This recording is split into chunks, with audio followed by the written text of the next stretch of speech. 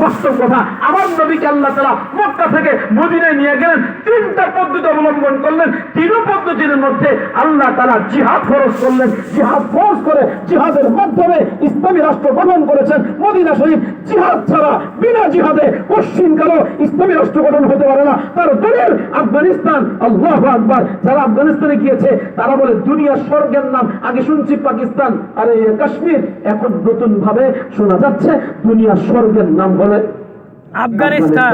বলেন কি নাম? আফগানিস্তান। আমার ভাই কিছুক্ষণ আগে বয়ানে বলছেন না, হ্যাঁ কি বলেছেন? সবচেয়ে দামি রাষ্ট্র, সবচেয়ে ফ্রি সেক্স এলাকা, সবচেয়ে ফ্রি স্বাধীন, সবকিছু স্বাধীন সুইডেন এলাকার মধ্যে।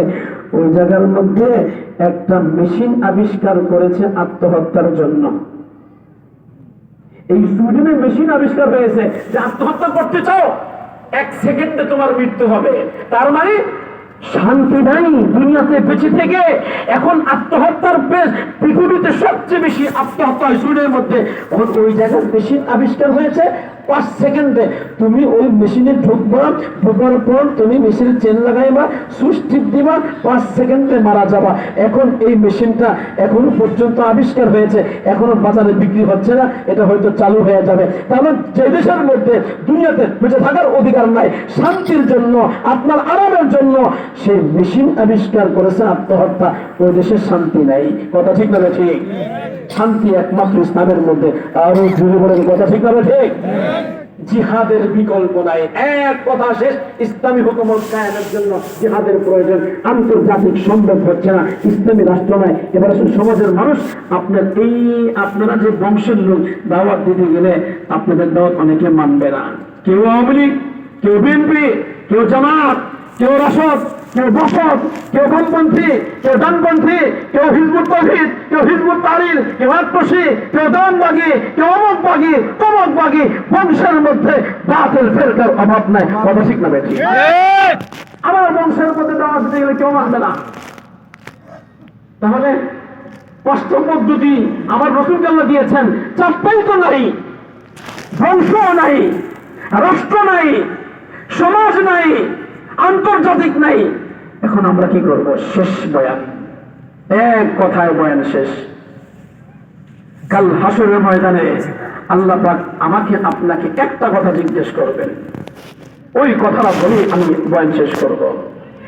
যে তোমাদেরকে পড়াইছি আন্তর্জাতিক উম্মত হিসাবে, তোমাদেরকে পড়াইছি ইসলামী রাষ্ট্র গঠন করার জন্য, খেলাফতের দায়িত্ব পালন করার জন্য, তোমাদেরকে বলেছি সমাজের মানুষকে দাওয়াত দেওয়ার জন্য। রাসূলের জীবনী পড়ে তোমরা কতটুকু দায়িত্ব পালন করেছো। এবার আমরা বলবো আন্তর্জাতিক পারি নাই, রাষ্ট্র গঠন করতে পারি নাই, সমাজ গঠন করতে পারি নাই। তাহলে আল্লাহ পাক বলবে এই প্রশ্নের উত্তর না দিয়ে এখান থেকে লড়তে পারবে না। একটি প্রশ্নের উত্তর তোমাদের সবাইকে দিতে হবে। আজকে আমি মা বোনদেরকে, ভোরপুর এলাকার মানুষদেরকে, আলোচনা গ্রামের মানুষদেরকে বলবো, এই প্রশ্নের উত্তর যদি দিতে না পারেন খোদার কসম জান্নাতে যেতে পারবেন না। যদিও নামাজি, যদিও রোজাদার, যদিও চিল্লা লাগান, যদিও সাল লাগান, যদিও আপনি 1 নম্বর বুজুর্গ, কাম হবে না। জান্নাতে যেতে হলে সর্বশেষ এই দায়িত্ব পালন করতে হবে। কারণ আমাকে আপনাকে আল্লাহ তাআলা শুধু ইবাদতের জন্য সৃষ্টি করেন নাই। ইবাদত তুমি কেন? ইবাদত তো আসমান করে, ইবাদত তো জমিন করে, ইবাদত তো পশু পাখি করে, ইবাদত তো হাইওয়ান জানোয়ার করে, ইবাদত তো ফেরেশতা করে, ইবাদত তো পশু পাখি করে, ইবাদত তো প্রত্যেকটা কীট পতঙ্গ করে, ইবাদত তো মাছে করে, ইবাদত তো পিঁপড়া করে, ইবাদত তো জিন জাতি করে, পৃথিবীর সব জাতি ইবাদত করে। তোমাকে আমি আল্লাহ শুধু ইবাদতের জন্য সৃষ্টি করে নাই, তোমাকে শ্রেষ্ঠত্ব দিয়েছে আরেকটা কারণ। কথা ঠিক না ঠিক? ألم تر أن الله يسبح له من في السماوات ومن في الأرض والطير صافات قد علم صلاته وتسبيحه والله عليم بما يفعلون. الله أكبر. وإن من شيء إلا يسبح بحمده ولكن لا تفقهون تسبيحهم إنه كان حليما غفورا. الله أكبر. আসমানে যারা তাসবিহ পাঠ করে তারা, জমিনে যারা তাসবিহ পাঠ করে তারা, উড়ন্ত পাখিরা তারা যে চোখ উঠতে থাকে দলবদ্ধভাবে, এরা সবাই তাসবিহ পাঠ করে। জানো কি তাসবিহ পাঠ করে? كل قد علم صلاته وتسبيحه والله عليم بما يفعلون. সবাই জানে এদের নামাজ কি, এরা সবাই জানে এদের তাসবিহ কি, এরা সবাই নামাজ পড়ে। তার মানে আসমানবাসী নামাজ পড়ে, জমিনবাসী নামাজ পড়ে, গাছগুলো নামাজ পড়ে দাঁড়িয়ে দাঁড়িয়ে, গরু ছাগল নামাজ পড়ে বৈঠক রুকু অবস্থায়, সাপ বিচ্ছু নামাজ পড়ে সেজদা অবস্থায়, আল্লাহু আকবার। আর ওই পাহাড়গুলো নামাজ পড়ে বসে বসে। নামাজের মধ্যে 4টা রকম, এই 4 রকম পৃথিবীর মধ্যে পাওয়া যায়। এই 4 রকমের মধ্যে এক রকম দাঁড়িয়ে সমস্ত গাছগুলো দাঁড়িয়ে দাঁড়িয়ে নামাজ আদায় করতে থাকে, সালাত আদায় করতে থাকে। আর পাহাড় পর্বতগুলো বসে আছে, বসে বসে নামাজ আদায় করতে থাকে। গরু ছাগলগুলো রুকু অবস্থায় তাসবিহ আদায় করতে থাকে, নামাজ আদায় করতে থাকে। পৃথিবীর প্রত্যেকটা বস্তু কোনো না কোনো রকম অবস্থায় আল্লাহ পাকের নামাজ আদায় করছে। জোরে বলেন কথা ঠিক না বেঠিক? নামাজ কি মানুষের বৈশিষ্ট্য? শেষ পর্যন্ত বেড়ে যায়, আর যদি না আসা হয় আবার কত বছর পর আসবে ঠিক নাই, নাও আসা হইতে পারে। শেষ পর্যন্ত করা যায়, ভালো করে আমাদের চেষ্টা করবেন। তো নামাজ তো সবাই আদায় করে। ফেরেশতা কোটি কোটি ফেরেশতা দাঁড়িয়ে নামাজ আদায় করছে, ওদের সুদা নাই, ওদের কোনো কিছু নাই, বিবি নাই, পেশাব পায়খানা নাই। কিছু কিছু ফেরেশতা রুকু অবস্থায় আছে, কিছু কিছু ফেরেশতা বৈঠক অবস্থায় আছে, কিছু কিছু ফেরেশতা সেজদা অবস্থায়, কিয়ামত পর্যন্ত, কিয়ামত পর্যন্ত সেজদা অবস্থায়, কিয়ামত পর্যন্ত বৈঠক অবস্থায়, কিয়ামত পর্যন্ত রুকু অবস্থায়, কিয়ামত পর্যন্ত দাঁড়িয়ে ফেরেশতা। আর মানুষের মধ্যে 4টা পাওয়া যায়, কিয়াম, রুকু, কুউদ, সুজুদ। কথা ঠিক না ঠিক? ঠিক আছে। 4টা মানুষের মধ্যে 4টা আছে। তো মানুষের শ্রেষ্ঠত্ব ইবাদত দিয়ে? নো। তো মানুষের শ্রেষ্ঠত্ব কি দিয়ে? কুনতুম খায়রা উম্মাতিন উখরিজাত লিন-নাস, কুনতুম খায়র, তোমরা শ্রেষ্ঠ উম্মাত। এখানে ইবাদতের কথা বলে নাই। ভয়পরবাসী, আল্লাহ পাক এই জায়গায় ইবাদতের কথা বলে নাই। ইবাদত তো করতেই হবে, নামাজ তো পড়তেই হবে, রোজা তো রাখতেই হবে, হজ তো করতেই হবে, যাকাত তো দিতেই হবে, তোমার চোখ হেফাজত করতেই হবে, গুনাহ থেকে বেঁচে থাকতে হবে। তোমার শ্রেষ্ঠত্ব ইবাদত দিয়ে হয়। শ্রেষ্ঠত্ব আরেক জায়গায়। কান খুলে শুনেন, আজকে যারা এখানে আছেন আপনাদেরকে বলবো, কান খুলে শুনেন কথাটা। শ্রেষ্ঠত্ব ইবাদত দিয়ে নয়। বাইহাকী শরীফের মধ্যে একটি হাদিস পাওয়া যায়, আল্লাহ তাআলা একটা জাতিকে ধ্বংস করার জন্য জিবরাইলকে পাঠাইলেন, যাও জিবরাইল ওই জাতিকে ধ্বংস করে দিয়ে আসো। জিবরাইল আসলেন, আসার পরে ধ্বংস যখন করবেন, দেখেন এক জায়গায় আসমান থেকে জমিন পর্যন্ত একটা আলো দেখা যায়। কিরে আলো তো হবে? ইলাইহি ইয়াসাদুল কালিমুত তাইয়্যিব ওয়াল আমালুস সালেহ। নেক আমল করলে আসমানে আলো ওঠে, আসমান নেক আমল ওঠে। নেক আমল একটা নূর আছে, নেক আমল একটা তাজাল্লি আছে, নেক আমলের একটা নূর আছে।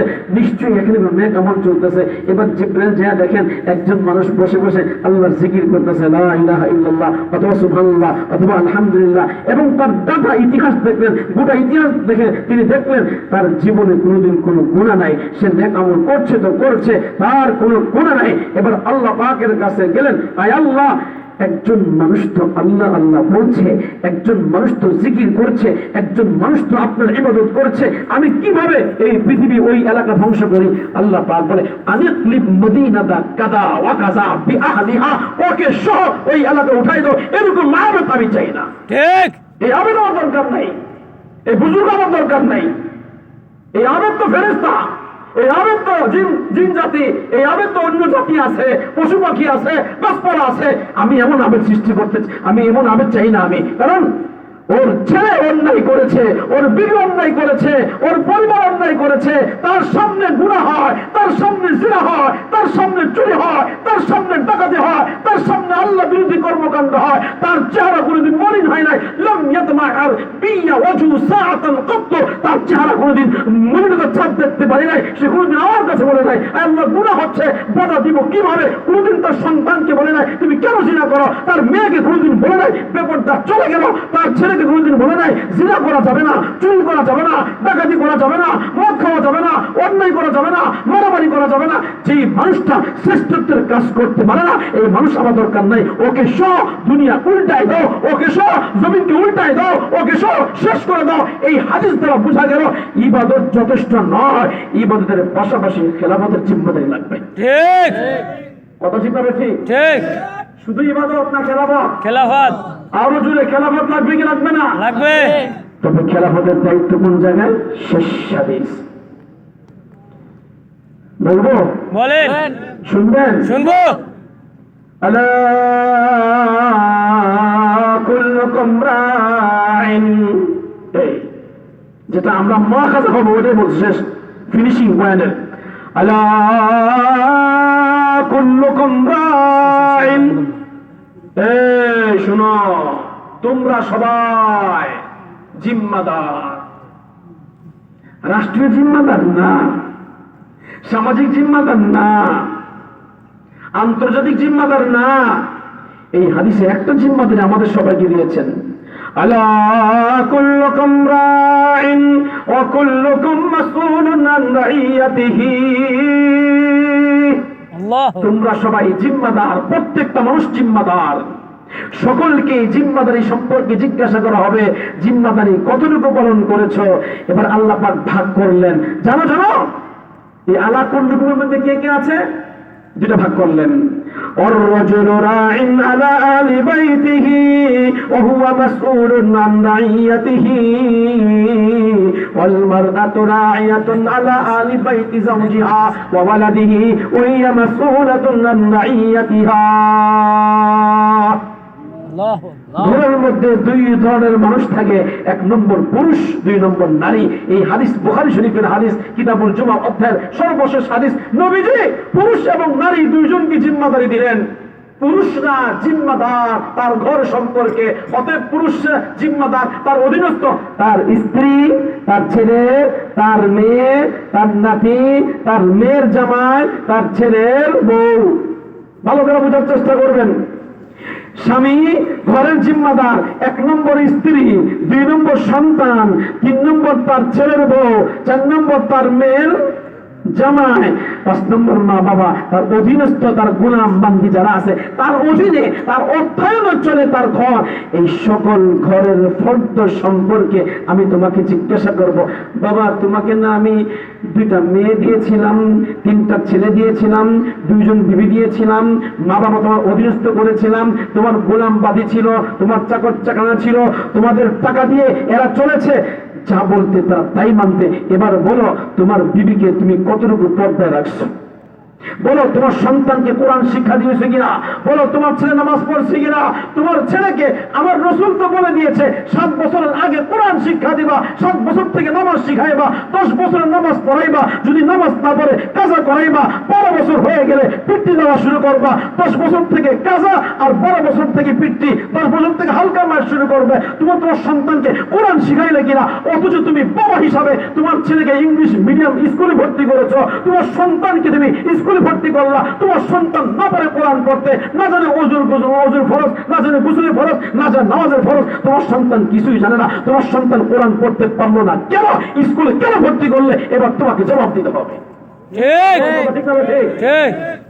স্কুল নিষেধ না, স্কুল আছে, স্কুলে পড়ান, ডিগ্রি অর্জন করান, মাস্টার্স পড়ান, এমএ পাস করান, বিএ পাস করান, আমি নিষেধ করবো না, কিন্তু সাথে লাগে স্কুল নয়, সাথে লাগে স্কুল নয়, সাথে লাগে আপনার বাচ্চাকে কোরআন শিখাইতে হবে। তার কারণ কি? যারা মুরব্বী আছেন, যারা নাবালেগ অবস্থায় কোরআন পড়েন নাই, আপনি আমার সামনে এসে পড়লে সহি শুদ্ধ কোরআন তেলাওয়াত করেন, আপনি পারবেন না, পারবেন না আপনি। হুজুর কারণটা কি? কি কারণ? বালেগ হয়ে গেলে সহি শুদ্ধ কোরআন পড়তে পারে না, কারণ কি?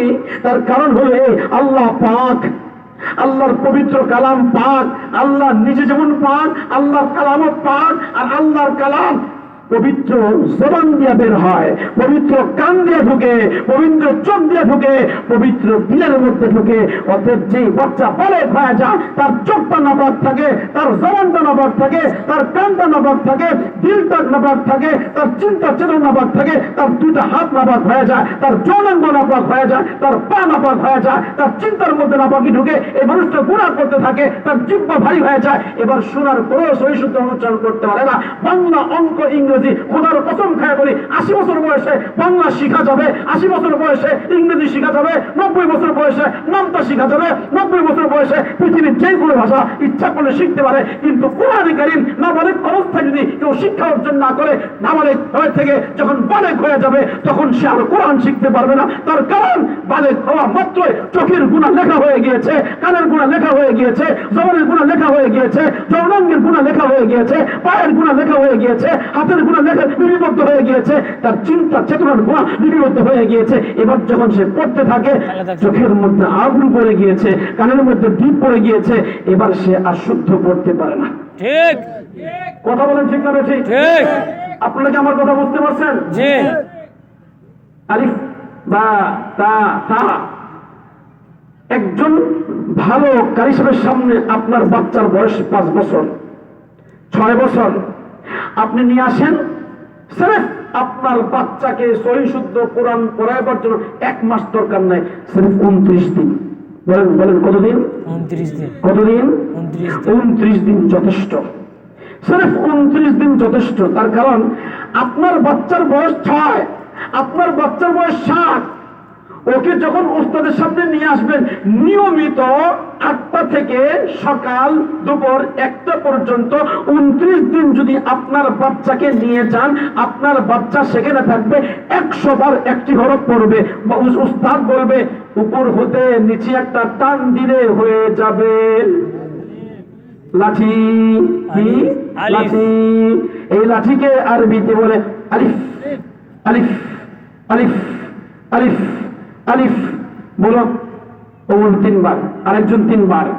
একদিন আলিফ শিখা হয়ে যাবে, এর পরের দিন বলবে বলো তো কি শিখলা গতকালকে? হুজুর শিখছি উপর হতে নিচে একটা টান দিলে হয়ে যায় লাঠি, এটাকে আরবিতে বলে আলিফ। আলিফ উচ্চারণ শিখা গেল একদিন, ছেলের একদিন। দ্বিতীয় দিন বলবে লাঠিটা শোয়াই দাও, দিলাম। ও নিচে একটা ফোঁটা দাও, দিলাম। এটাকে বলে ফোঁটা। এটা কি ফোঁটা? এটা আরবিতে বলে নোকতা।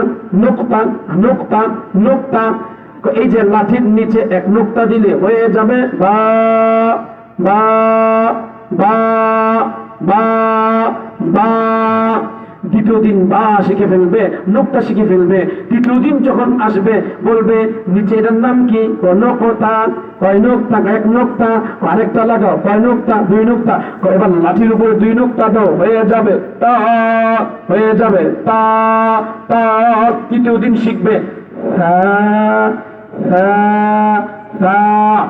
এইভাবে 29 দিনে আপনার বাচ্চা সহি শুদ্ধ 29টা হরফ শিখতে পারবে। কেন?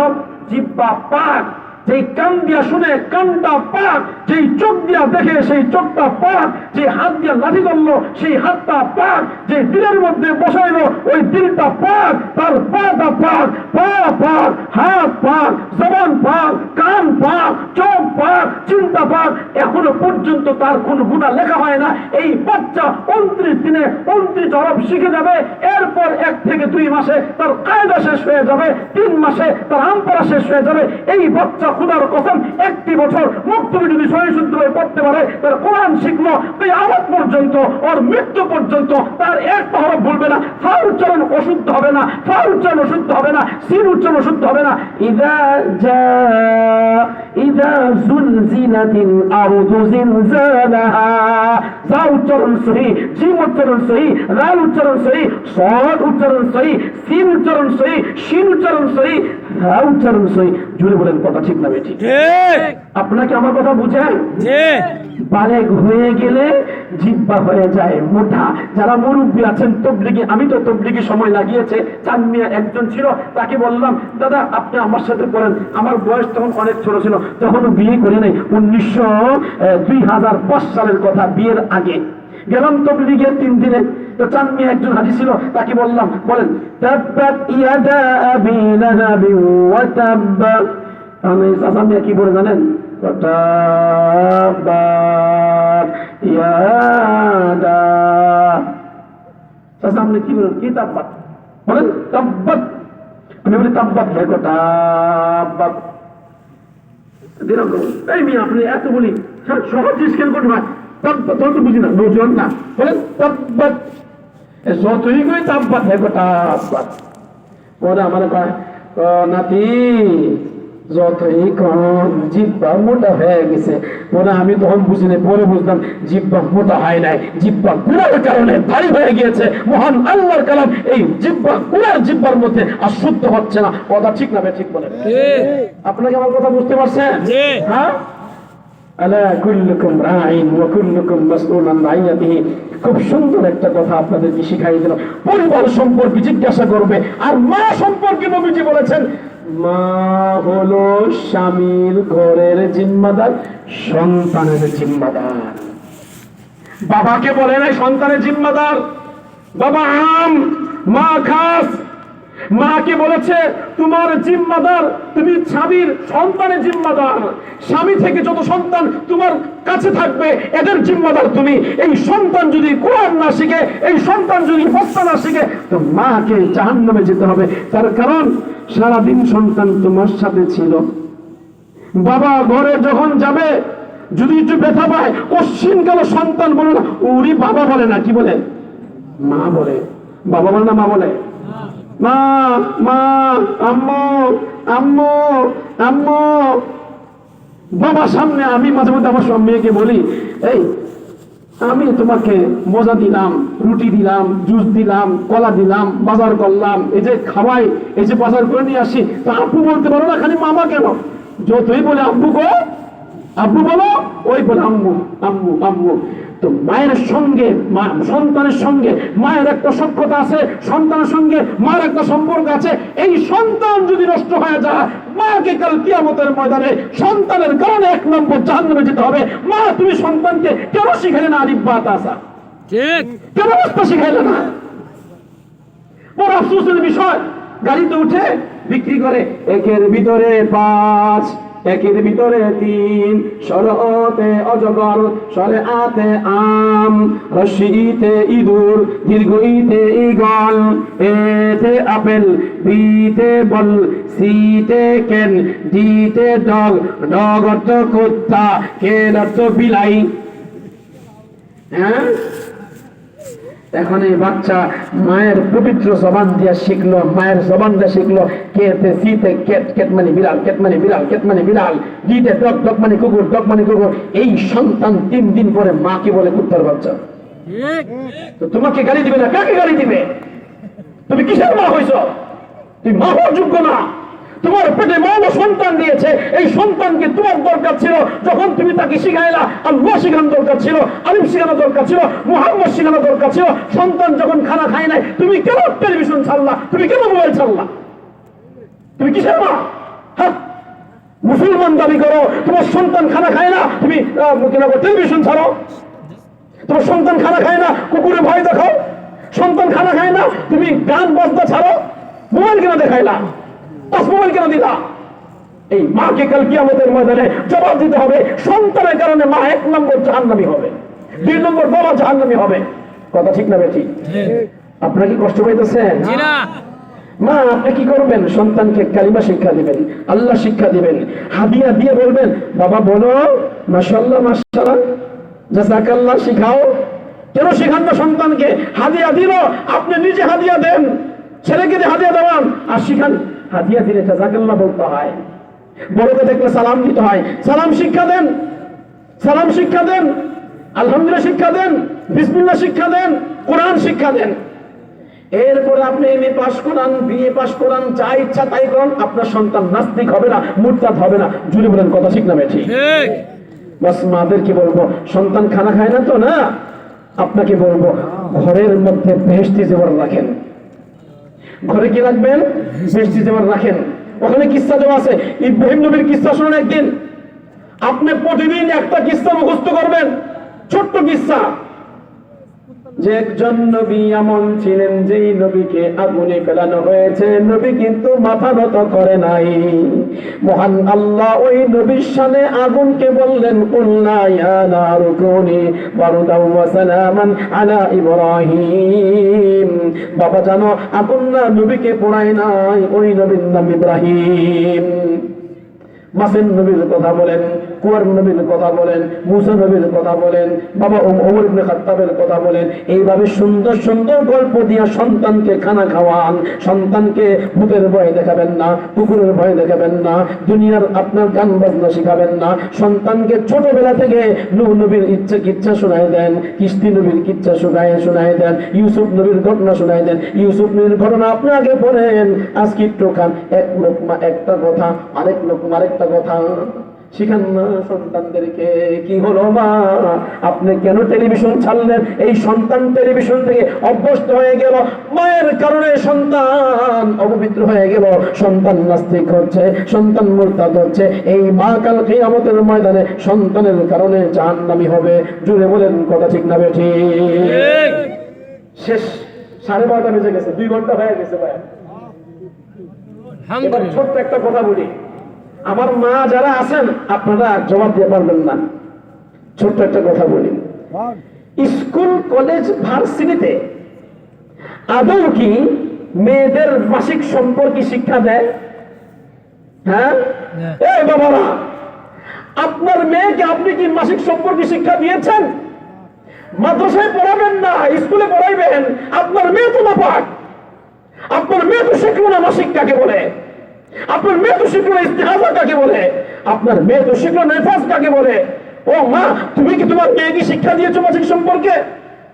তুমি যে তোমার মেয়েটাকে স্কুলে ভর্তি করলা, কি জবাব দিবা আল্লাহর কাছে? তুমি নিজেও জানো না মাসিক কাকে বলে, জানো না মাসিক কাকে বলে। যারা মাদ্রাসায় পড়ে নাই, খোদার কসম বলে ওরা মাসিক সম্পর্কে জানে না, কিছুই জানে না। মাসিক সম্পর্কে 500 পৃষ্ঠা লেখা হয়েছে, 500 পৃষ্ঠা, একটা 500 পৃষ্ঠা লেখা হয়েছে। পুরুষ ছেলে মানুষ পারে হয় স্বপ্নদোষের মাধ্যমে, মেয়েরা পারে হয় মাসিকের মাধ্যমে। মাসিকের নিম্ন মুদ্দত 3 দিন, সর্বোচ্চ মুদ্দত 10 দিন। 3 দিনের কম যদি হয়, 2 দিন হয় আর হইল না, 10 দিন পর্যন্ত হইল না, 2 দিন হয়েছে, 10 দিন হয় নাই। এখন এই মেয়েটা কি করবে বলেন? 3 দিন হলো আর হলো না, এই মেয়েটা কি করবে? বা শুরু হয়েছে মাসিক 7 দিন, 7 দিন হওয়ার পরে প্রতি মাসে 7 দিন, প্রতি মাসে 7 দিন, প্রতি মাসে 7 দিন, 5 মাস পরে মেয়েটা হয়ে গেল 8 দিন। এখন এই মেয়েটা কি করবে? প্রতি মাসে 7 দিন, হঠাৎ করে দেখা গেল 8ম দিন ব্লাডিং হচ্ছে, 9ম দিন ব্লাডিং হচ্ছে, 10ম দিন ব্লাডিং হচ্ছে, 11তম দিন ব্লাডিং হচ্ছে। এখন এই মেয়েটা কি করবে? প্রতি মাসে 7 দিন, 8, 9, 10, সর্বোচ্চ 10 দিন।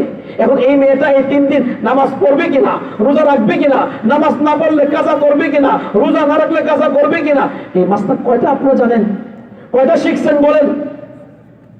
আপনারা মুসলমান, তো মেয়েদের মাসিক সম্পর্কে মাসটা কি শিখলেন বলেন? বাচ্চা তো বাদ দিলাম। স্কুলে যে ধরে ভর্তি করলেন, কি জবাব দিবেন?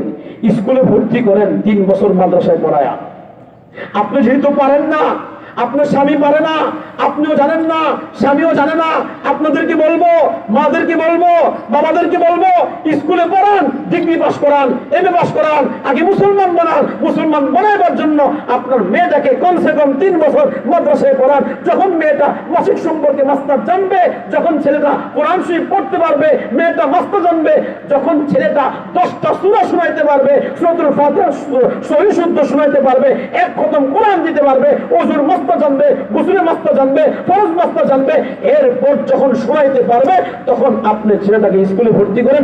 এই ছেলেটা কখনো আহমদ শরীফ হবে না, কখনো আপনার ওই হুমায়ুন আজাদ হবে না, কখনো তাসলিমা নাসরিন হবে না।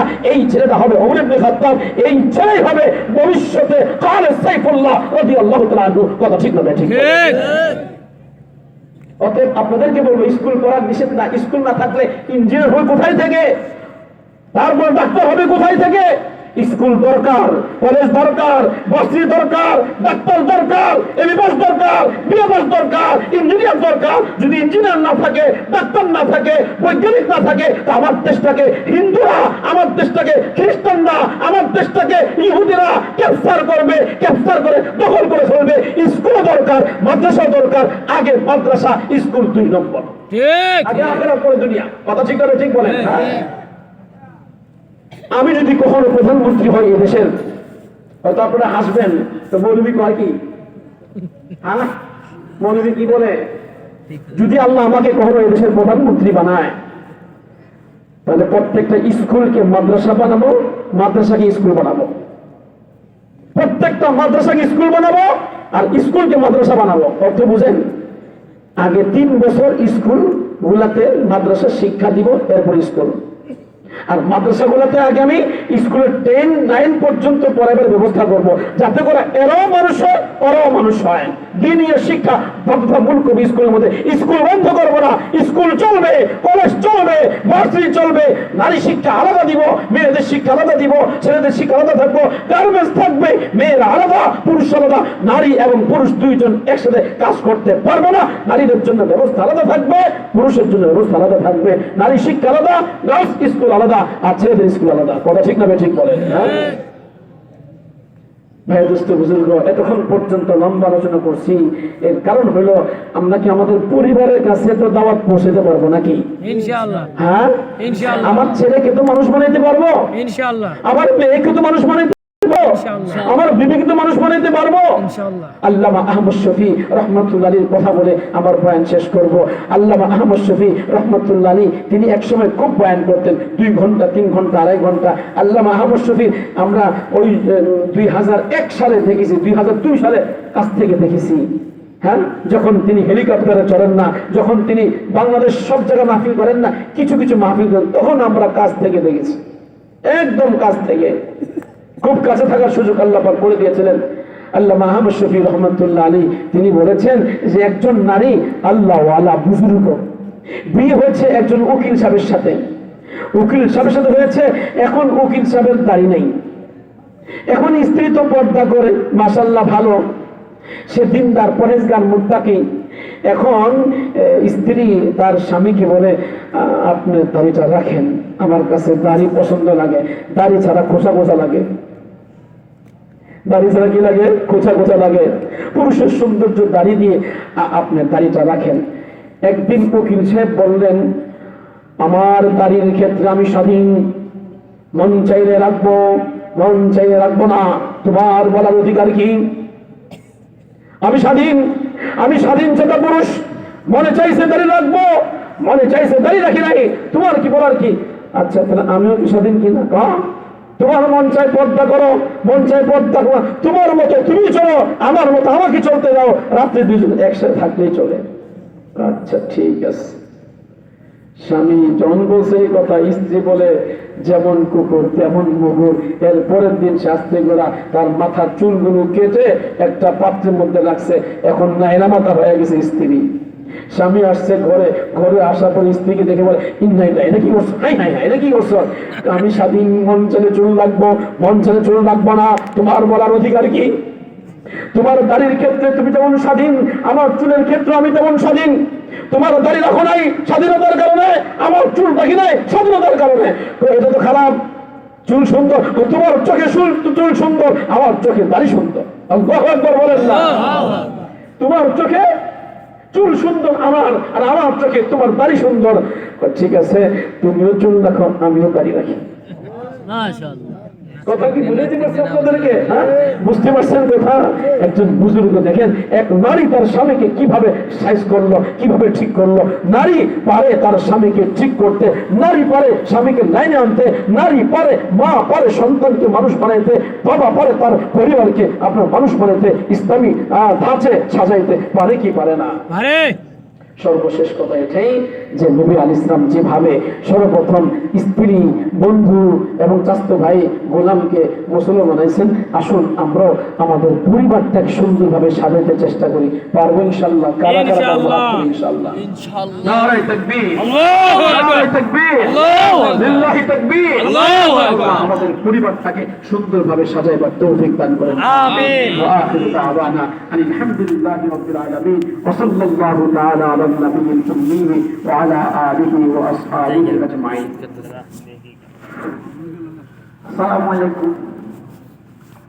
সম্মানিত উপস্থিতি, আপনারা দীর্ঘক্ষণ হযরত উলামায়ে কিরামের মুখ থেকে গুরুত্বপূর্ণ আলোচনা শুনলেন। তো আমাদের এই আয়োজন, এই মাহফিল দরকার আছে কিনা?